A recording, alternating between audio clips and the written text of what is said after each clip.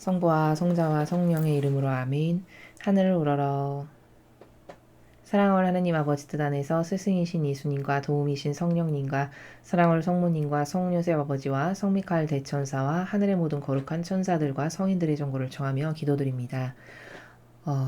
예수님 어머니, 오늘도 두 분의 하나 되신 성심 안에서 온 인류에서 바쳐졌을 미사와 예물과 봉헌과 희생과 고통과 갈망들, 아버지께서 사랑하시는 자녀들이 바쳐드린 그 모든 것을 대사제이신 예수님의 그리고 어머니와 하나 되신 성심을 통해 아버지의 뜻에 변질됨 없이 역겨움 없이 오롯이 다 봉헌드립니다. 아버지 너그러이 받으시고 인류의 모든 죄악으로부터 받으시는 그 상처로부터 위로받으시옵소서.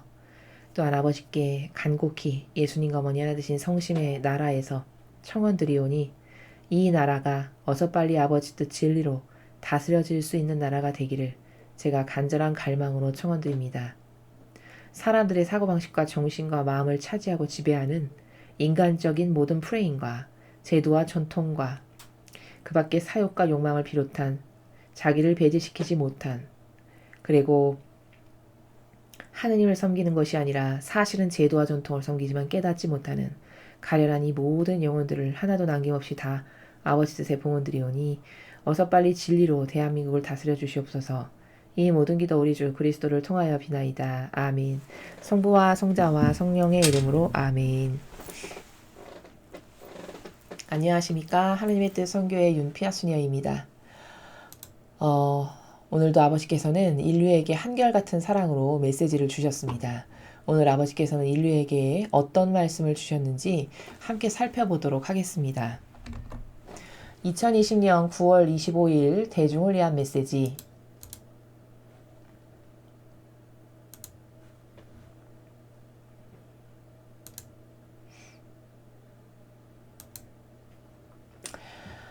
저 모리는 또다시 하느님 아버지의 성심이라고 알게 된 큰 불꽃을 봅니다.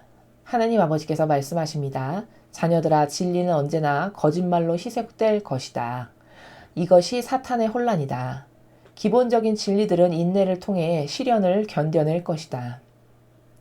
사탄은 특히 진리의 의로움이 자신의 악을 대중에게 드러내 밝힐 때 진리를 공격한다. 오늘날 이 어려운 시대에서 진리와 사탄의 거짓말을 분별하기 힘든 경우가 많다. 이 세상에는 가짜 신뢰성으로 진리를 와해시키려고 혈안이 되어 있는 온 대중매체의 연계가 존재한다. 너희가 들은 모든 것들을 섣불리 받아들이지 마라. 결정을 내리기 전에 조사해보아라. 너희의 마음이 평화로운 가운데 올바른 것을 발견하여라. 폭력은 절대 해결책이 아니라 문제일 뿐이다. 또한 너희는 주요 쟁점에서 중립적인 태도를 취할 수 없다. 결정하지 않는다는 것은 곧 결정한다는 뜻이다. 진리는 악에 대항하는 미묘한 균형인 경우가 매우 많다. 충실한 신뢰는 수많은 혼란을 해결한다. 주님의 말씀입니다. 하느님 감사합니다.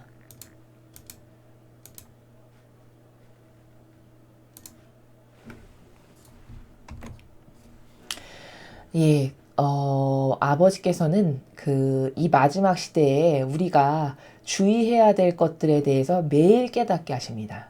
특히 마귀에게 속아 넘어가서 그것이 진실인지 알고 사실인지 알아서 거기 하나 되고 협력하고 동조할까봐 그것에 대한 항상 주의해야 할 것, 살펴야 할 것, 속지 말아야 할 것에 대해서 늘 이야기하신다는 것을 우리가 잘 인식해야 될 필요가 있습니다. 자, 오늘 주신 말씀도 그런 맥락에서 말씀하신 건데요. 자녀들아, 진리는 언제나 거짓말로 희석될 것이다. 여러분, 진리는 참된 진실과 사실이라고 누누이 말씀드렸습니다. 그럼 그 참된 진실과 사실을 꺾어버리려면, 그것을 뭉개뜨리려면, 그것에 타격을 입히려면 뭘 할 수밖에 없을까요? 거짓말을 할 수밖에 없겠죠. 거짓말로 속이고 무마시키고 아니라고 공격할 수밖에 없는 것입니다. 그러니까 진실은 거짓말로 자꾸 희석되는 시대가 지금의 시대다라는 것이죠. 이것이 사탄의 혼란이다. 사탄은 이런 방식으로 인류를 혼돈으로 빠뜨린다는 겁니다. 자꾸 착각하게 하고 헷갈리게 하고 오해와 망상을 불러일으키는 것이 사탄의 늘 계략이죠. 기본적인 진리들은 인내를 통해 시련을 견뎌낼 것이다.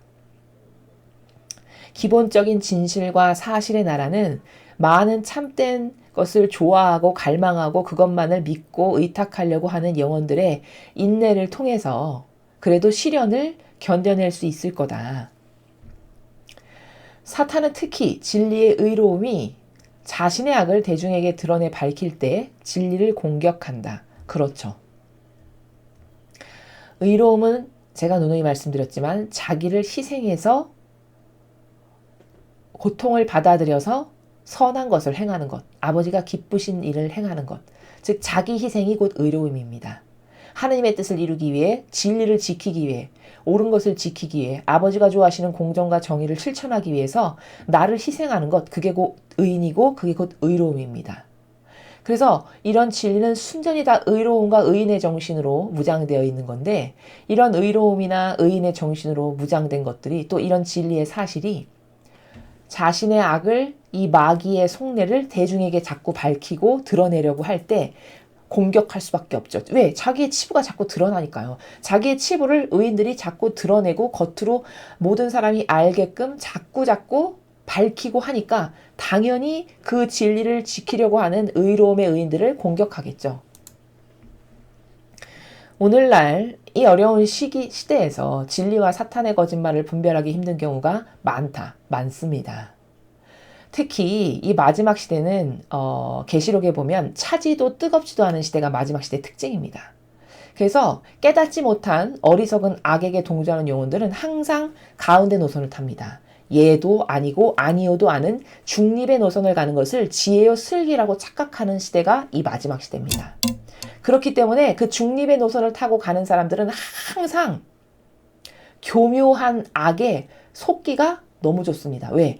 자기가 그 악을 받아들일 수 있는 토양의 사고방식을 갖고 있기 때문에, 예를 들어 예와 아니오가 분명한 사람은 유려한 악이 다가온다고 해도 잘 속아 넘어가지 않습니다. 자신의 사고방식이 유려한 것과는 정반대인 사고방식을 하기 때문에. 그런데 유려한 사고방식, 즉 중도 좋아하고 중립 좋아하고 이게 마치 지혜와 슬기로 착각하는 이 시대의 사람들 대부분의 그 사람들은 마귀가 와서 백발백중 속고 당해서 지옥 갈 수밖에 없는 굉장히 불리한 환경에 처해 있는 건 왜냐? 유유상종이란 말이 있죠. 비슷한 것들끼리 통한다. 비슷한 것들끼리 친하고 같이 다니는 이게 유유상종이죠. 그 유유상종의 나라의 정신세계를 자기가 하기 때문에 마귀가 그것과 비슷한 부드럽고 착해 보이는 것으로 다가오는 것을, 그게 얼마나 사악하고 악독한 마귀인지를 깨닫지 못해 거기에 그 동조하고 협력하는 바람에 백발백중 넘어가서 분별을 못하고 마귀밥이 돼서 죽는 게 지금 세상엔 허다한 시대입니다. 그래서 거짓말을 분별하기 힘든 건 왜 그러냐?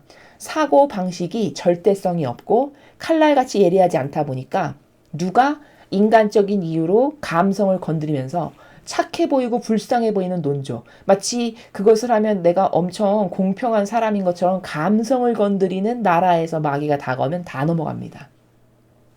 그렇게 감성을 건드리는 나라에서 다가와서 다 넘어간 여러 가지 건이 우리나라에 보면 세월호 사건이 그렇고요. 그렇게 감성을 건드려서 사람의 감성을, 아이들이 죽은 게 불쌍하다. 그럼 제가 잘 죽었다는 뜻이 아닙니다. 당연히 안 됐고 안타까운 일이죠. 모두 생명은 귀한 것이니까요.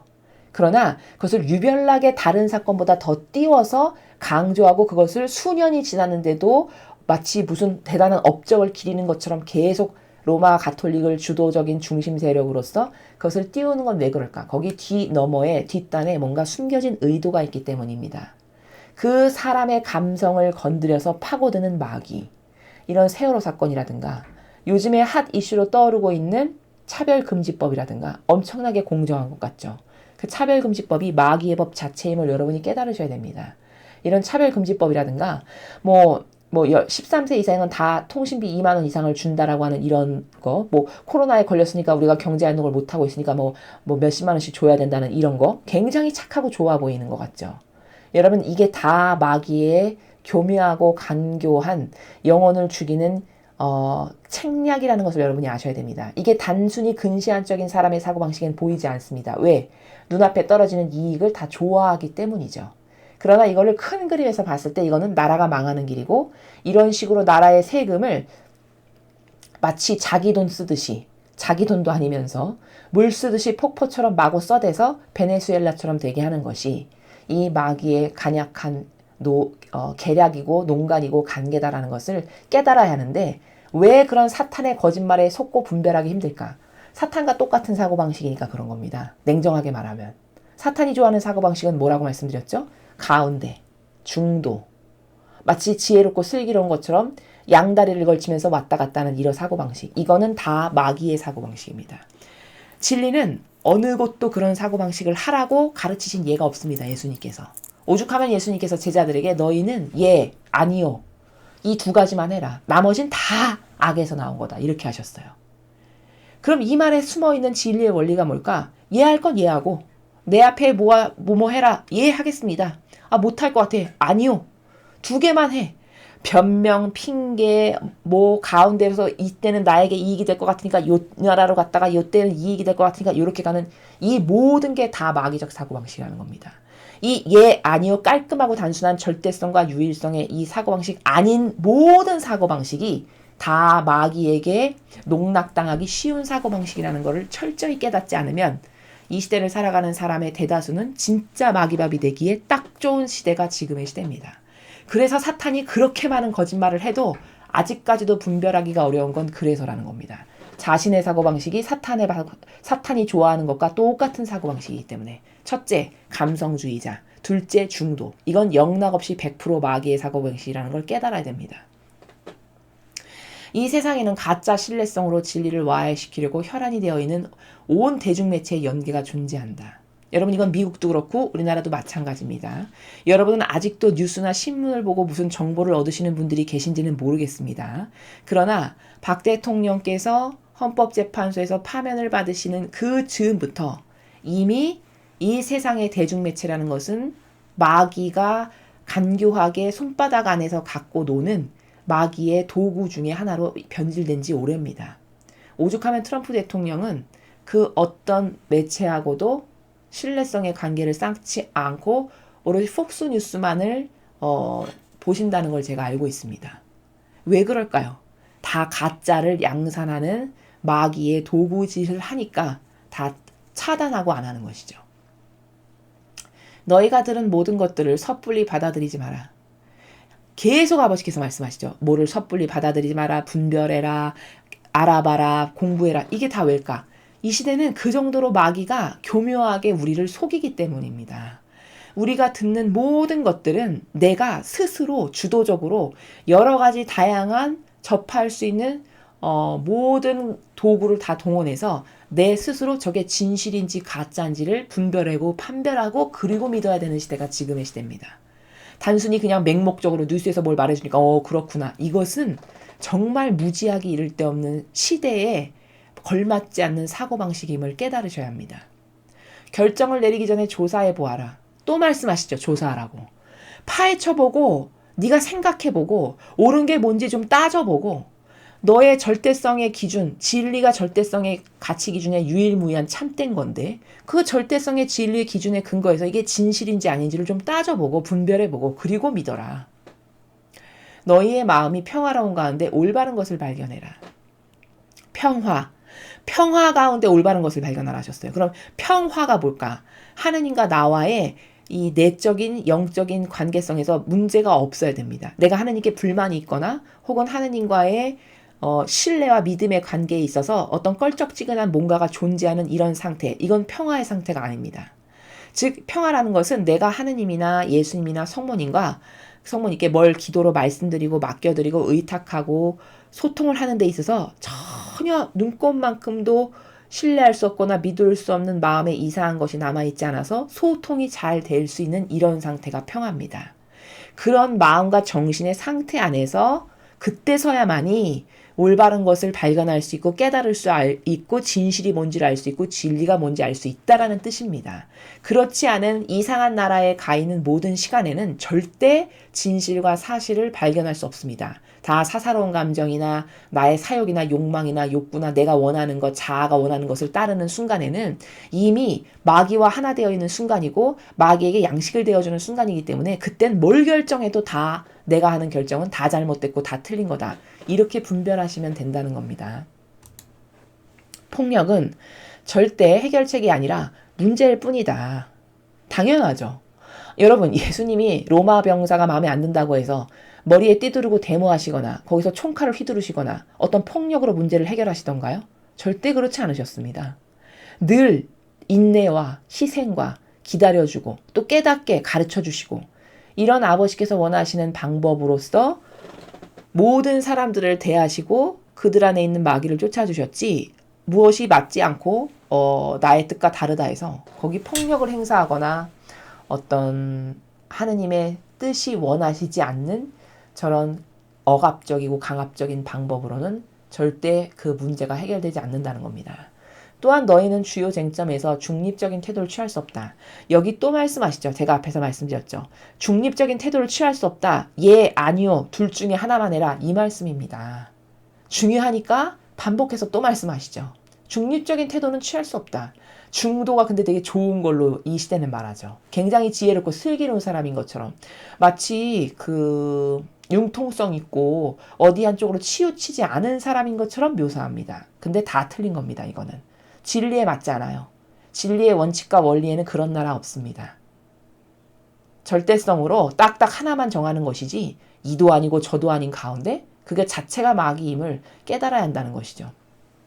결정하지 않는다는 것은 곧 결정한다는 뜻이다. 자, 저 말이 무슨 뜻일까요? 결정하지 않는다는 것은 미랄이 땅에 하나 떨어져서 썩기를 원치 않는 거. 이게 결정하지 않는 겁니다. 자, 내가 나의 자아와 인간적인 것을 죽여 없애서 썩여서 없애야 되겠다. 이런 결정을 하지 않는다는 것은 곧 결정하는 것이다. 어떻게 결정하는 것이다? 내가 패망하고 이미 죽은 것이다 라는 결정을 하는 거라는 뜻입니다. 즉 예수님은 미랄하라가 땅에 떨어져서 죽지 않으면 그것은 아무 열매도 맺을 수 없고 이미 살아있을 때 죽은 거다 이렇게 말씀하셨죠. 맞는 말씀이시죠. 미랄이라는 것은 목적성이 땅에 떨어져서 죽어야만 열매를 맺을 수가 있는 겁니다. 그 씨앗의 그 본연의 목적성이 마찬가지로 인간도 내 영혼이 본연의 나를 찾고 예수님과 어머니 안에서 다시 나의 정신이 잃어버린 떠나온 그 세계로 다시 돌아갈 수 있을 만큼 예수님과 어머니와 하나 되고 용해돼서 본질의 나라를 중시하는 그것이 주가 되는 사고방식으로 다시 회귀되지 않으면 그럼 내 영혼은 이미 목숨은 붙어서 살아있을지 모르겠으나 내 영혼은 이미 죽은 거죠. 바로 그 상태를 말씀하시는 겁니다. 매우 중요한 말씀이죠. 결정하지 않는다는 것. 즉 미랄하라가 땅에 떨어져서 죽기를 거부하는 것. 그건 곧 결정한다는 거다. 뭘 결정한다는 거다? 내 영혼은 패망했구나.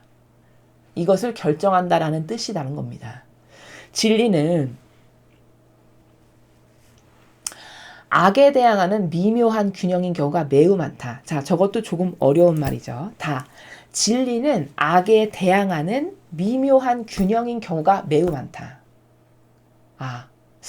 악에 대항하는 미묘한 균형이 무슨 말일까? 즉 이런 겁니다. 며칠 전 복음에서 제가 말씀드렸는데 두 아들이 있었는데 한 명은 얘 오늘 밭에 가서 일 좀 하거라 그랬더니 예 알겠습니다 하고 안 갔습니다. 근데 다른 아들은 예 오늘 가서 밭에 가서 일 좀 해라 그랬더니 싫어요 했는데 실제적으로 가서 일을 했습니다. 그럼 둘 중에 누가 아버지 뜻을 실천한 자냐? 예수님이 이렇게 물으셨죠. 그러니까 제자들이 다 안 한다고 했지만 실제적으로 가서 한 사람이 진짜 하느님의 뜻을 행한 사람입니다. 이렇게 이야기했습니다. 그럼 여러분 이 두 개는 굉장히 미묘한 차이죠. 대답했느냐 안 했느냐의 차이고 가서 행동했느냐 안 했느냐의 차이지만 결과론적으로 맺은 열매는 현격한 차이를 나타내죠. 즉 진리라는 거는 이렇게 어떤 게 악이고 어떤 건 선인가를 분별할 때 굉장히 이런 미묘한 작은 균형과 차이에 의해서 이게 선이고 악이구나라고 분별할 수 있는 경우가 많다는 겁니다. 마치 대답 안 한다고 했지만 가서 한 아들이 사실 선의 열매를 맺은 것. 하겠다고 말했지만 실제적으로 안 간 아들이 열매가 없으므로 아버지의 뜻을 행하지 않은 이 미묘한 차이와도 같이 이런 진리라는 것은 이런 미묘한 균형인 것들이 굉장히 많다라는 것이고요. 충실한 신뢰는 수많은 혼란을 해결한다. 자, 저 충실한 신뢰는 이 인류에 펼쳐져 있는 수많은 혼란을 해결한다고 하셨습니다. 그럼 누구에게 충실한 걸 말씀하시는 걸까요? 그렇죠. 하느님 아버지께 충실한 것, 그분을 믿고 신뢰하는 것, 그것은 인류에 펼쳐져 있는 수많은 난관과 문제들을 다 해결하는 방법이고 비책이라는 겁니다. 근데 여기서 중요한 건 뭐냐면 보통 저렇게 충실한 신뢰다라는 나라를 펼칠 때 신자분들께서 주의하셔야 될 게 뭐냐면 충실하게 신뢰해라 그러니까 하느님을 신뢰해야 되는 건데 어떻게 착각을 하냐면 교회를 신뢰하는 것이 곧 하느님을 신뢰하는 거다라고 착각하시는 경우가 많습니다. 여기서 아까 미묘한 균형이라고 하는 그 법칙에 따라서 여러분이 미묘한 이 차이를 잘 알고 분별하셔야 됩니다. 자, 무슨 말이냐? 충실하게 신뢰하면 혼란이 해결된다. 수많은 혼란이. 그럼 저 신뢰는 당연히 하느님을 신뢰하는 것을 말씀하시는 것이죠. 근데 많은 사람들이 특히 신자분들이 교회에서 하라는 대로 시키는 대로 충실하게 성실하게 잘해. 그러면 나는 하느님을 신뢰하는 것이고 하느님을 섬기는 것이고 하느님이 기뻐하시는 일이야. 이렇게 이꼬르로 생각한다는 겁니다. 근데 이 법칙이 적용되는 거는 어떤 경우에만 그러냐? 교회가 하느님 아버지의 뜻에 완전히 완벽하게 순종하려고 하고 거기에 의탁하려고 하고 믿고 하나 되려고 하는 의지가 확고부동하게 보여서 맺는 열매가 있을 때 이때는 여러분이 교회에 신뢰를 하셔도 곧 그 교회에 신뢰한 게 곧 하느님을 신뢰한 게 됩니다.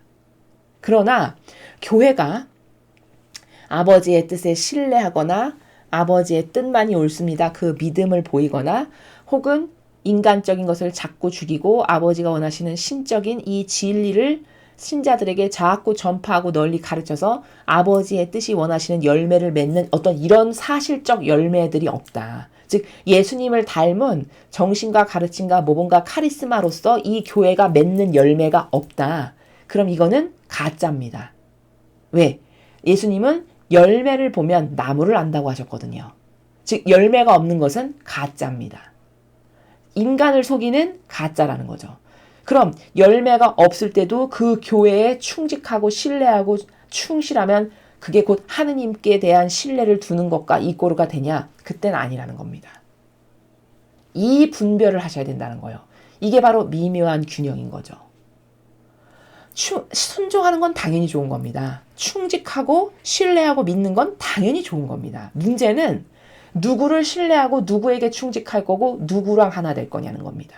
하나 되는 거 당연히 좋은 거죠. 문제는 누구랑 하나 될 거냐는 거죠. 마귀와 하나 돼도 과연 좋을까요? 여러분 생각해 보십시오. 김정은과 하나 되면 여러분의 운명이 어떻게 될까요? 김정은을 열렬히 추앙하고 순종하고 맹종하고 거기에 맹신도처럼 달려들어서 그와 하나 됐다. 그럼 여러분 죽고 난 다음에 어디를 가는 게 정답이겠습니까? 모르긴 몰라도 지옥이나 연옥을 가겠죠.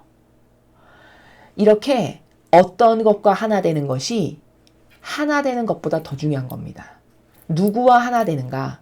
누구에게 충직할 건가? 누구를 신뢰할 건가? 어떤 것을 믿을 건가는 무식하게 아무거나 분별 없이 믿는 것보다 훨씬 더 중요한 거라는 겁니다. 이래서 미묘한 균형이라고 말씀하신 거예요. 이 시대에 살아가는 신자들의 가장 안타까운 점은 뭐냐? 교회에 신뢰하면, 교회를 믿으면, 교회에 충직하면, 거기에 충실하면 난 하느님께 충직해. 충실한 거야. 하느님께 할 노릇을 다 했어. 이렇게 착각하게 만든다는 겁니다. 이것은 성경에서 말씀하신 세계와 완전 다릅니다. 베드로에게 반석으로 너를 세운다. 너가 땅에서 매면 하늘에서 매일 것이고 네가 땅에서 풀면 하늘에서 풀릴 것이다. 이것은 마귀 짓을 하는데도 네가 땅에서 매면 하늘에서 매일 것이고 땅에서 풀면 하늘에서 풀릴 것이다. 그 말이 아닙니다. 이 베드로라고 하는 사도가 하나님의 뜻을 정말 충직하게 수행한 건 어떻게 알 수 있냐? 예수님의 정신과 가르침과 모범과 카리스마의 색깔과 향기가 나와야 됩니다. 그 영혼에게서. 그래서 그 예수님이 맺으신 열매와 같은 것을 맺은 열매가 있어야 됩니다. 이러면 예수님과 하나 됐고 저 사람은 예수님을 닮은 제자구나. 이렇게 입증이 되는 겁니다. 근데 만약에 그런 게 하나도 없다. 근데 입으로만 나는 하느님의 제자고 저는 하느님을 사랑합니다. 이거는 사실 남을 속이는 사악한 가짜라는 거죠. 그런데 이렇게 사악한 가짜에게도 충직하고 충실하고 믿음을 다하고 열정을 다한다. 그럼 참으로 안타깝지만 그건 김정은과 하나 되는 것과 똑같다는 겁니다. 그럼 하느님께서 천상에 갔을 때 누구랑 하나 됐나 보자. 아, 너 마귀랑 하나 됐구나. 그 결과치를 보고 판단을 하신다는 겁니다. 이래서 이 미묘한 균형을 똑바로 깨닫고 분별을 잘해서 누구와 하나 될 것인가가 하나 되는 것보다 더 중요하다. 이게 정말 중요한 핵심임을 여러분께서 반드시 깨달으셔야 하겠습니다.